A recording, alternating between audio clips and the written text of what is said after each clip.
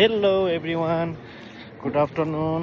हामी चाहिँ अहिले खाजा खाने टाइममा बाहिरमा चाहिँ यसो खाजा पचाउनलाई बाहिर निस्किँदैछौँ। एकदमै वेदर चाहिँ एकदम सफा छ आजको दिन, तपाईँहरूले यहाँ देख्न सक्नुहुन्छ। र टोटली यहाँ चाहिँ सबै यो पारी काकाको जग्गा होला। पारी काका जग्गा भए पनि काकाले चाहिँ यो जग्गालाई खाली राख्नुपर्छ भनेर घर नबनाएको अवस्था छ। र यता मेरो दाइ हुनुहुन्छ। दाइलाई मैले आज टक्कसँगले एउटा 1 बोतल चिसो खुवाउने भन्ने कुरा छ दाइलाई। न त दाइ हिँड्न मान्नुहुन्न, त्यस्तो हो। र त्यति खाइसकेपछि दाइ चिसो खाइसकेपछि एकदम फुर्तिलो भएर हामी दाजुभाइ मोस्टर खाने रे। अब हुँदाहुँदै बडभाइजर खाएर नपुगेर मोस्टर खाने भइसक्यो हाम्रो दाइ। त्यो हुँदाहुँदै अब खासमा हामी चाहिँ सेकेन्ड ह्यान्ड गाडी किन्नलाई फर्स्ट ह्यान्ड किनौँ भनेको।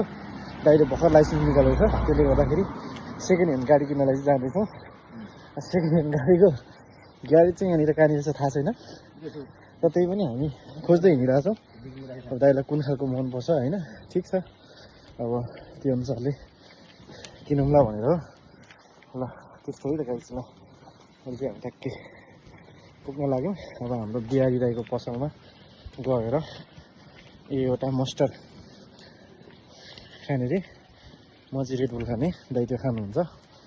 र त्यो भइसकेपछि अब सकियो नि आजलाई होइन।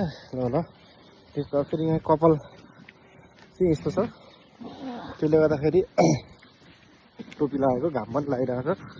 त्यो भएर हल्का टोपी लगाइसकेपछि घाम पनि सेक्छ यसले। र यो चस्मा पनि टक्क सेपको लागि हामी यसरी लगाएर हिँडिरहेको छ। खासमा यो युके भन्ने ठाउँ चाहिँ एकदमै गाउँ जस्तो लाग्छ मलाई घरिघरि। गाउँ जस्तो ठुल्ठुला घरहरू पनि देख्न नपाइने होइन।